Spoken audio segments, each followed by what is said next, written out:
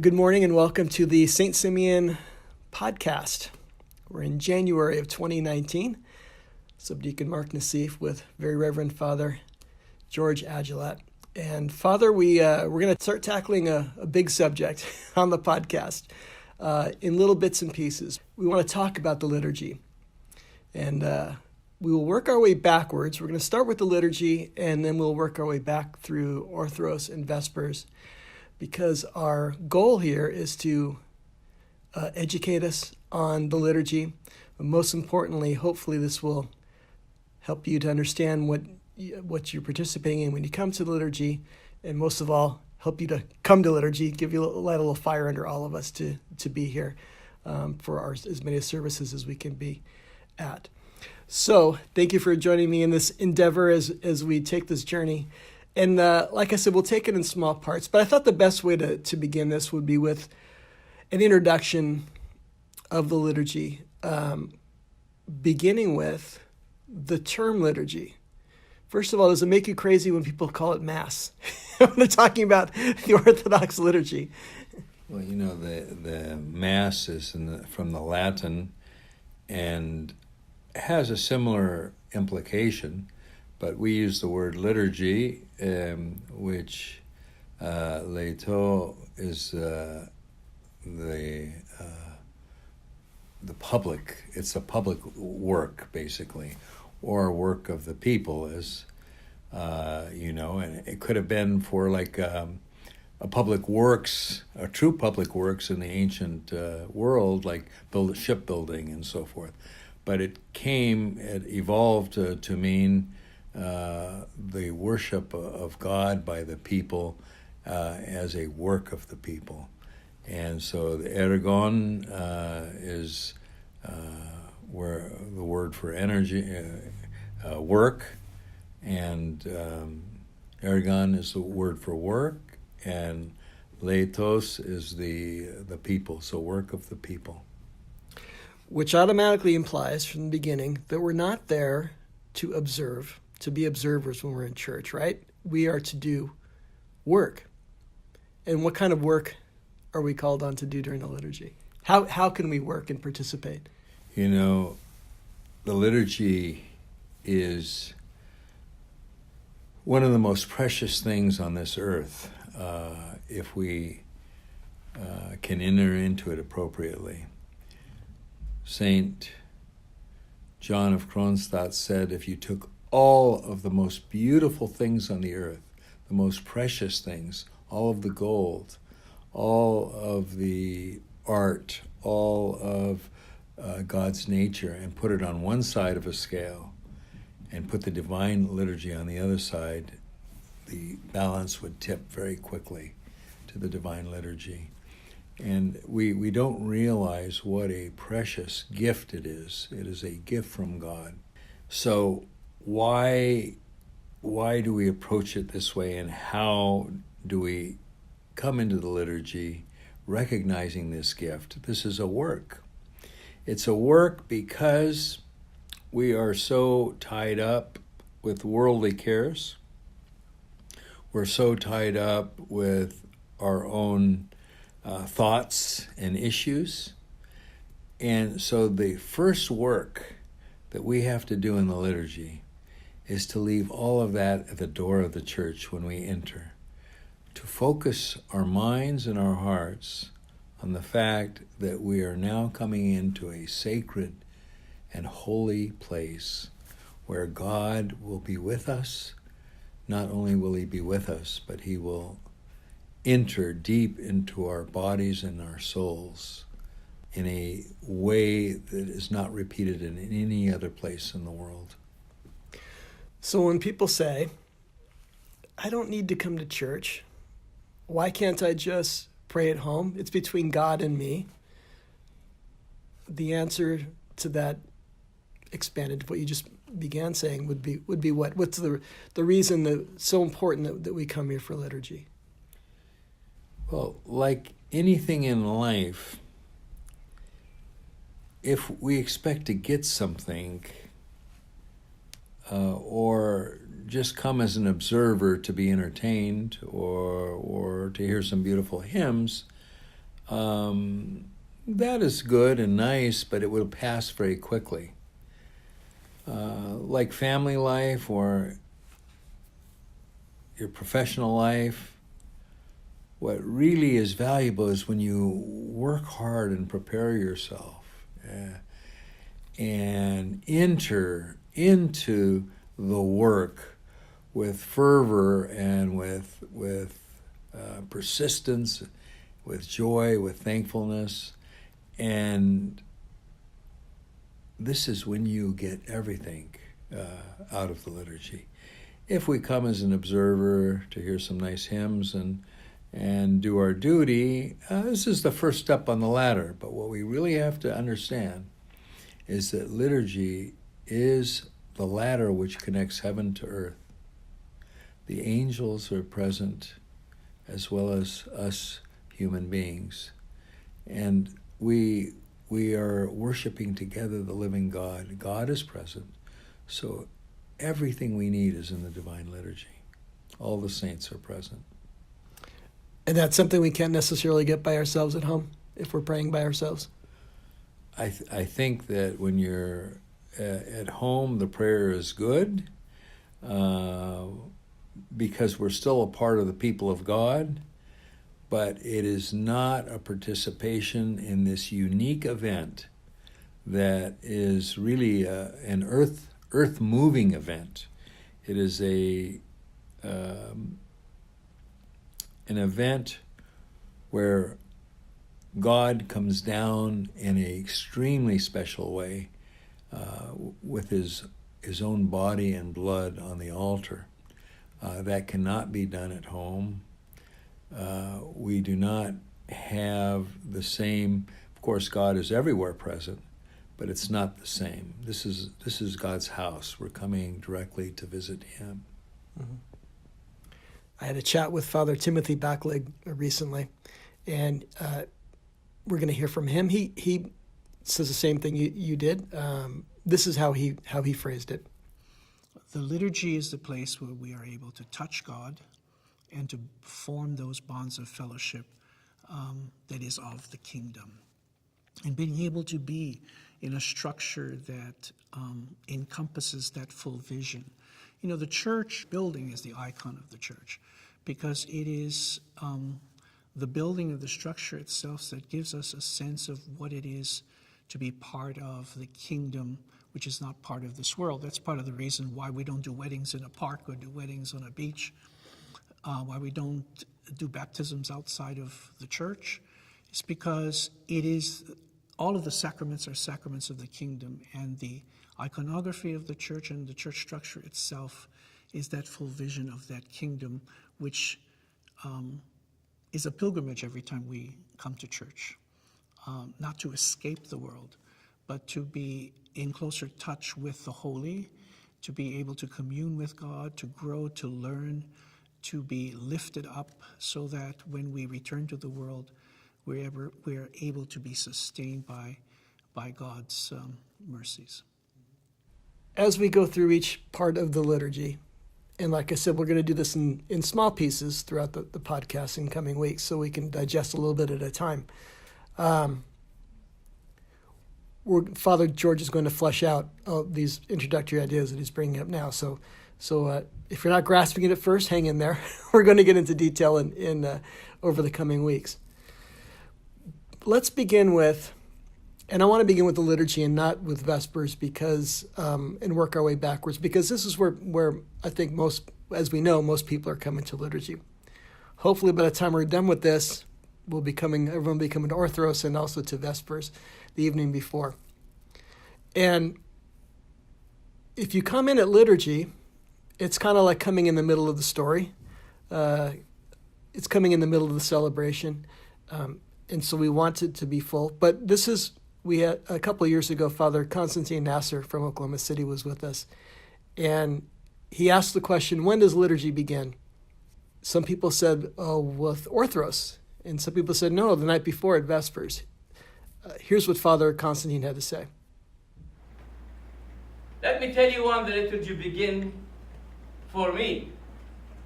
It begins when I begin to think I'm going to the liturgy. It is not 5 o'clock. It is not 10 o'clock. It is not 10:30. Practically we begin at the service. But it's the time when you begin to think you're going to go to attend the Divine Liturgy. That might be from Sunday to Sunday, Tuesday to Sunday, Wednesday to Sunday, Friday to Sunday, preparing to go to the liturgy. That's mental preparation. So let's begin, Father, with the liturgy. I know a lot of us sometimes are in a rush to get to church, and other times we think, I'll be a couple minutes late. I'm not going to miss too much at the very beginning. But in the very beginning of liturgy, there's a lot there, right? What if we're 3 minutes or 5 minutes late once liturgy begins? What are we missing? Well, first of all, we have to take some time.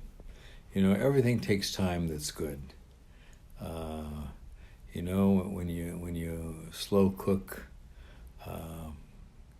some meat and it's very tender, a cook knows it takes time and love and effort to make a beautiful meal. Well, it also takes time to prepare yourself for liturgy. We really should begin that preparation the night before, as you suggested. We should begin that preparation by thinking about what is going to happen the next day. Reading the gospel and the epistle for the day so that it's already in your mind and in your heart, and when you hear it in the liturgy, it will have much more meaning.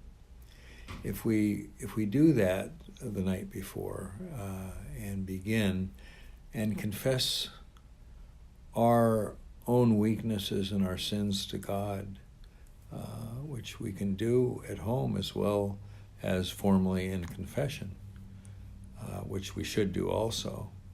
But if we begin the preparation the night before and the morning of liturgy, get up early. Very early in the morning, the women went to the tomb. We have to get up early and develop a discipline. Would you run to the airport at the last minute to catch a plane and try to get there 15 minutes before the plane took off? No, of course not. This is much more important than catching a plane. So we have to get up early and say those pre-communion prayers. Say 6 prayers. Take about 10 minutes. The liturgy will become alive as we take the time for preparation, and it's not impractical. This is a very important thing. We prepare for tests, we prepare for our driver's tests, we prepare for presentations at work, and I would suggest to you that this is far more important than any of those things. So my encouragement is to prepare yourself the night before. Saturday night is not a time for, living it up and parties and everything else. Sometimes we have to go to those things, and we like to go, but we need to take time to prepare for liturgy. I think that's an important part of answering your question. Like many of you who are listening today, I'm scratching the surface, really, on our faith and what it has to offer and all the services.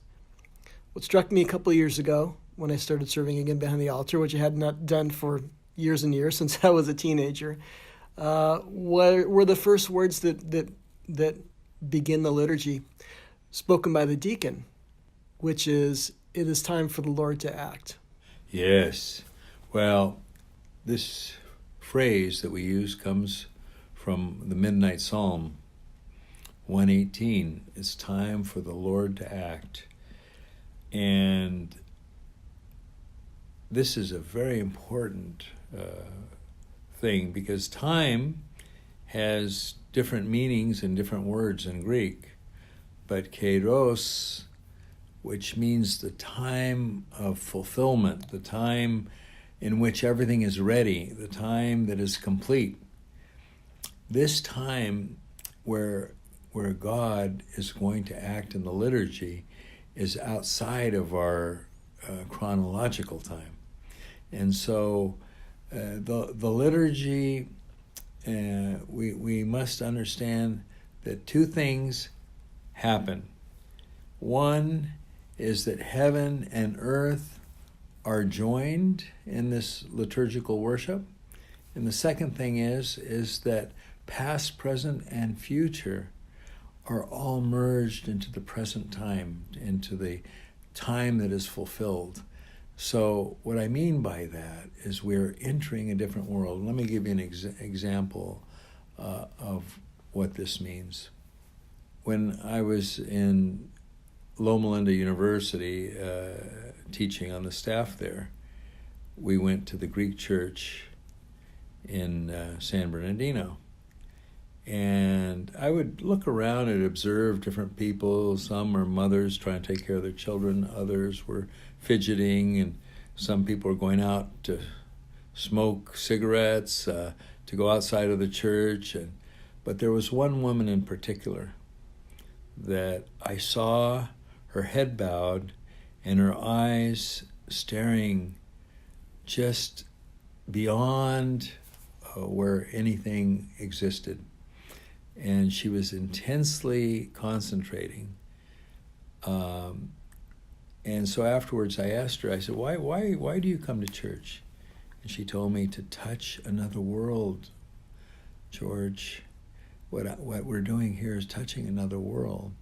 And when we touch that other world, we feel and experience the love of God because he's filling that world. And I said, wow, that was a revelation to me. So we have to get our minds in a state and our hearts prepared to accept this tremendous reality. And that's why we get bored in the liturgy, because we haven't really prepared ourselves for it. Let me just add that when we say it's time for the Lord to act, the next phrase is, bless Master. Now, even if the bishop is not present, the deacon says, bless Master. Why? Who is the master that's acting? The Lord himself, through the icon or the image of the priest, through the person of the priest, through the office of the priesthood, I should say. The Lord himself is acting. That's why we say, bless Master, pray for me, Holy Master, remember me, Holy Master. That's the beginning dialogue that we'll talk about. But the idea is, we usually use the word master for bishop, but master in this case is for the Lord himself who is acting. And we say in the prayer of the anaphora, we say, it is you yourself who offers and is offered, accepts and is distributed. So the Lord himself is praying through his body. There's so many things that, unless we're really closely following along in the text of the liturgy, that we're missing. So hopefully with things like that, we'll be able to fully understand or have a better understanding of what's happening during the liturgy. I also want to add a funny story that happened recently. We have a listener of our podcast who said to me, I'm really enjoying your podcast. And then kind of jokingly said, it's great. Now I don't have to go to church as often. I can use this as a substitute. Uh-oh. And I said, no. Oh, no. And I know she was joking. I know she's listening now. But our goal here through this podcast is not to substitute liturgy. God forbid. It's to give you a better understanding of what's happening and encourage you to come to liturgy. So hopefully that's what we'll be accomplishing here. It's the difference between looking in a magazine and looking at some pictures of the Bahamas and actually going there and jumping in the ocean. There's a world of difference, okay? So, no, please, the whole purpose of these podcasts are to get our hearts burning so that we cannot wait to run to the liturgy. And dive in. I love the analogy. I think we're going to to stop there for this time. And in the coming podcasts, in the next few weeks, we'll be talking about all the early prayers, how much comes from the Old Testament scriptures, the little entrance, the great entrance, everything that follows after that. We'll take each little bit and really dive into it as Father has begun to do here. Father George, thank you so much. Thank you all for listening today. And we will be back next time with a new podcast here on the St. Simeon Weekly Podcast.